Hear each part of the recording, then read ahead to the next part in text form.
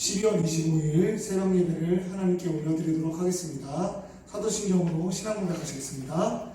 전능하사 천지를 만드신 하나님 아버지를 내가 믿사오며 그 외아들 우리 주 예수 그리스도를 믿사오니 이는 성령으로 잉태하사 동정녀 마리아에게 나시고 본디오 빌라도에게 고난을 받으사 십자가에 못 박혀 죽으시고 장사한 뒤 4일 만에 죽은 자 가운데서 다시 살아나시며 하늘에 오르사 전능하신 하나님 우편에 앉아 계시다가 저리로서 산자와 죽은 자를 심판하러 오시리라.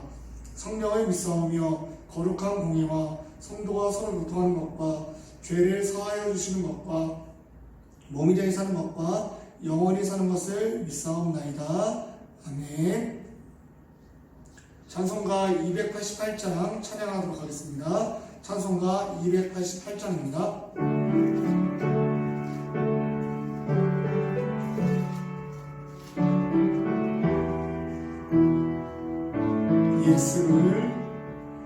예수를 나의 구주 삼고 성령과 피로써 거듭나니 이 세상에서 내 영혼이 하늘의 영광 누리로다.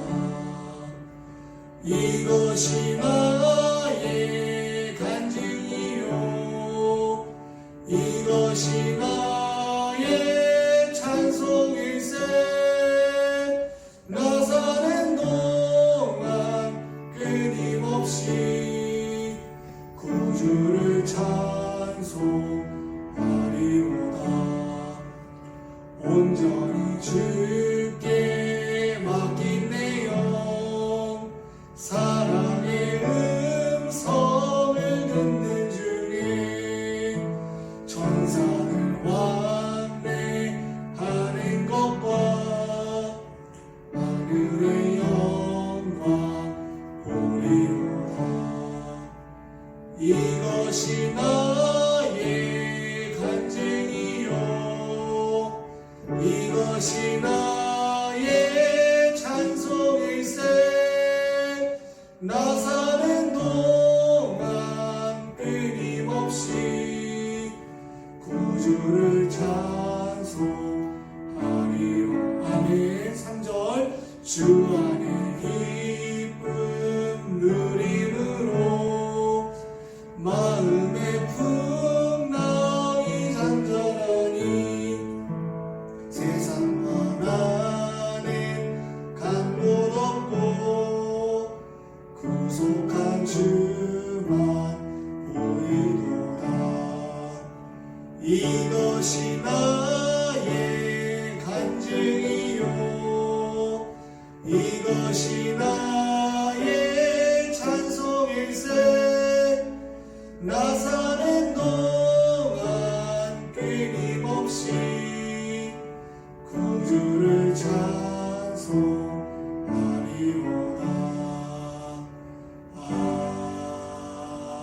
아멘. 오늘 함께 보실 말씀은 베드로후서 3장 1절에서 7절 말씀입니다. 베드로후서 3장 1절에서 7절 말씀 함께 읽도록 하겠습니다.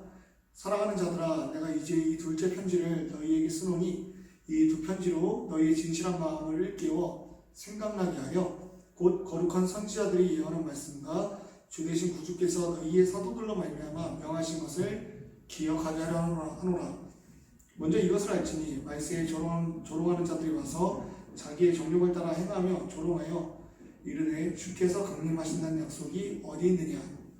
조상들이 잠으로부터 만물이 처음 창조될 때와 같이 그냥 있다 하니 이는 하늘이 예적부터 있는 것과 땅이 물에서 나와 물이 성립된 것도 하나님의 말씀으로 된 것을 그들의 일부러 잊으려 함이로다. 이로 말미암아 그때의 세상은 물이 넘침으로 멸망하였을 때 이제 하늘과 땅은 그 동일한 말씀으로 불사르기 위하여 보호하신 바 되어 경건하지 아니한 사람들의 심판과 멸망의 날까지 보존하여 두신 것이니라. 아멘. 오늘 함께 읽으신 이 말씀을 가지고 심판의 기능이라는 제목으로 하나님 말씀 나누도록 하겠습니다. 베드로후서는 잘 아시다시피 사도 베드로의 편지입니다. 오늘 우리가 함께 읽은 말씀 구절에서도 두 번째 편지를 쓴다고 베드로 사도가 이야기를 하고 있는데요. 그렇다면 첫 번째 편지는 무엇일까요? 바로 베드로 전서입니다. 베드로 전서의 내용을 먼저 말씀을 드리면은 그리스도인의 합당한 행실로서 남편과 아내의 관계에서, 그리고 부모와 자녀의 관계, 그리고 주인과 종의 관계에서 그리스도인은 어떻게 살아야 되는지, 베드로 전서에서는 삶의 구별에 대해서 강조를 했다면요, 이제 이 두 번째 편지는 이 진리 위에 굳건히 서서 흔들리지 않기를 바라는 마음으로 이 글을 쓰고 있습니다. 그렇다면 이 새벽 베드로 사도는 우리에게 어떤 말을 해주고 싶을까요?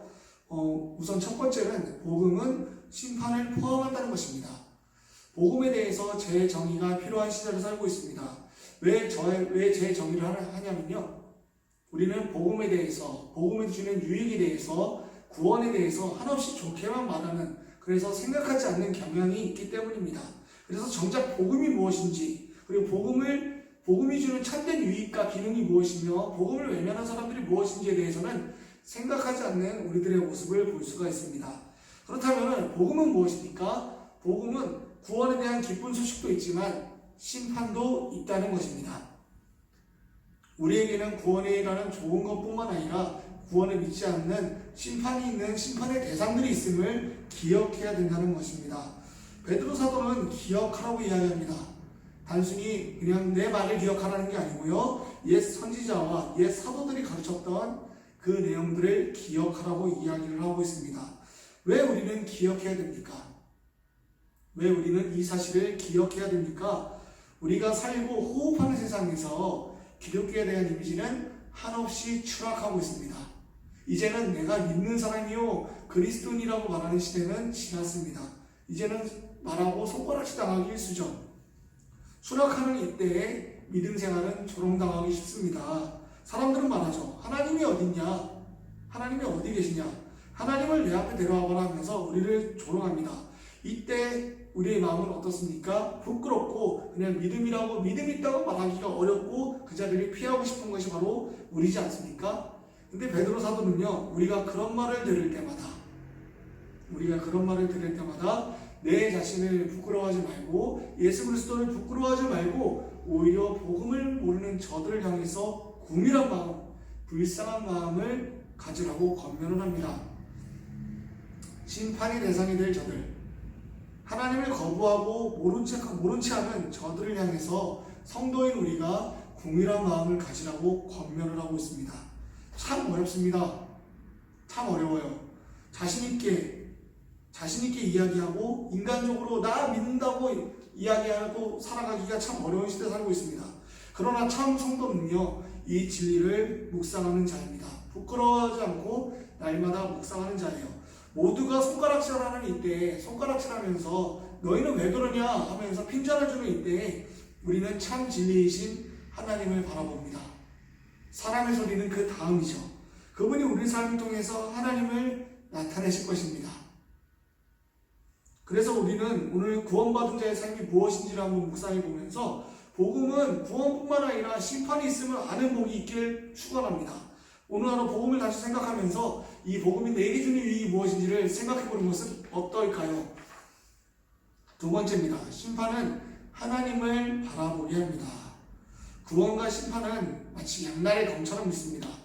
우리로 하여금 하나님을 기억하게 하는 효과가 있는데요, 오늘 5절 말씀을 보니까 하나님의 말씀이 된 것을 그들이 일부러 지운다고 이야기를 하고 있어요.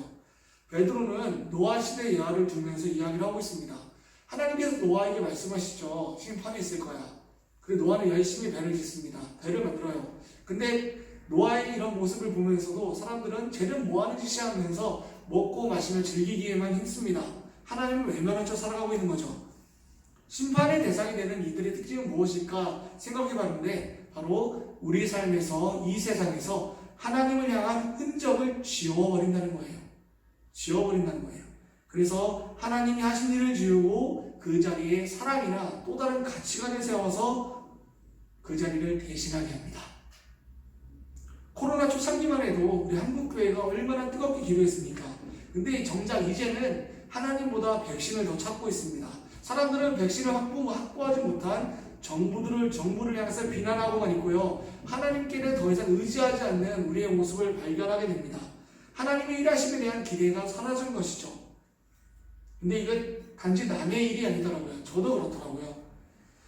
심판이 있음을 인식하는 것은요, 우리로 하여금 하나님 말씀을 듣게 하는 것뿐만 아니라 하나님을 기억하게 합니다. 다시 한번, 심판이 있음을 기억한다는 것은요, 오늘 우리 삶에 지대한 영향을 끼치는데 우리가 단순히 하나님의 말씀을 듣는 것뿐만 아니라 매사에 하나님을 기억한다는 거죠. 서두에 말씀을 드렸다시피 모든 복음에는 심판의 내용이 포함되어 있습니다. 복음을 묵상한다는 것은요, 내가 매일 그리스도의 심판대 앞에 서서 나를 비우고 나를 죽여서 내 자신을 끝까지 부인하는 거죠. 그렇다면 이제는 무엇을 해야 되냐면 그 자리에 예수 그리스도를 둬야 된다는 것입니다. 오늘 우리가 기도할 내용도 이것과 다르지 않음을 믿습니다. 내 자신을 철저히 비우고 심판의 대상이 되었던 나를 위해서 하신 일을 묵상하는 것. 오늘 호흡하는 우리의 자리에서 하나님을 지으려는 이 시대와 달리 하나님을 기억하는 복이 우리 사랑하는 성도분들의 삶이 되기를 축원합니다. 하나님을 지으려고만 하는 이 시대 속에서 하나님을 지은 인생들의 종말을 기억하시고 이제는 사람과 사람 사이에서 하나님을 기억하시고 사람과 환경 속에서 환경 얼마나 파괴되고 있습니까? 이 속에서 하나님을 기억하기 위해서 애쓰세요. 그리고 우리가 무엇을 해야 될지 애쓰시는 복이 있기를 원합니다. 그리고 우리가 하나님과 나와의 관계에서 하나님이 하신 일을 기억하는 복이 있기를 축원합니다. 세 번째입니다. 심판은 오래 참으시는 하나님의 사랑을 나타냅니다. 이 사실을 기억하는 복이 있기를 원합니다. 7절 말씀 보니까 이렇게 말을 하더라고요. 하늘과 땅은 그 동일한 말씀으로 불사르기 위하여 보호하실 바 되어 경건하지 아니한 사람들의 심판과 멸망의 날까지 보존하여 두신 것이니라. 아멘. 멸망까지 보존하신대요. 언뜻 보면 이 말씀은 엄한 하나님을 가리키는 말씀처럼 보이지만은 아직까지도 오래 참으시는 하나님의 성품을 알게 합니다. 오래 참으시는 목적이 뭐예요? 최고의 절정에 달했을 때 한 번에 그들을 치겠다. 마치 라면을 끓이기 위해서 물을 끓이듯이 그 물의 온도에 따라서 라면을 맛있게 먹듯이 맛있게 사람들을 요리하겠다. 이런 게 아니에요. 한 사람이라도 더 돌아오기를 바라시는 하나님의 마음인 거죠. 우리 주변에 믿지 않는 사람들이 얼마나 많이 있습니까? 믿다가 잠시 떠나간 이들이 얼마나 많습니까? 이들을 위해서 우리가 해야 될 일은요, 우리가 심판에 대해서도 이야기할 수 있어야 된다는 것입니다. 심판은 단순히 나쁜 거라고 치부할 것이 아니라 이 심판에 대해서 우리가 이야기함으로 동시에 그들이 하나님이 지우고 살아가는 이때에 하나님을 다시 한번 생각할 수 있도록 우리가 도와야 된다는 거예요. 그래서 그 영혼들을 향해서 하나님이 기다리고 계시다는 사실을 알리는 것입니다. 크리스마스입니다.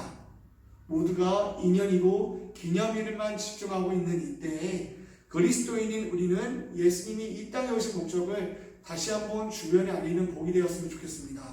이번 크리스마스에는 복음을 전해보는 것이 어떨까요? 저 심판을 모르고 살아가는 저들을 향해서, 하나님을 모르고 살아가는 저들을 향해서 이제는 심판을 묵상하고 그 심판을 증거하는 복이 우리 사랑하는 성도 여러분들에게 있기를 축원합니다. 이 시간 한번 기도했으면 좋겠는데요. 두 가지 놓고 한번 기도해 보겠습니다. 오늘 하루 하나님이 날 위해 하신 일들을 묵상하기 원합니다. 심판의 대상이 될 우리가 심판의 대상에서 구원을 받았습니다. 그렇기 때문에 오늘 이 크리스마스 새벽 하나님이 날 위해 하신 일들을 묵상하게 하소서. 두 번째는 코로나 시기에 하나님께서 관건적으로 역사하셔서 전 세계에 고통받는 이들을 보호해 주세요.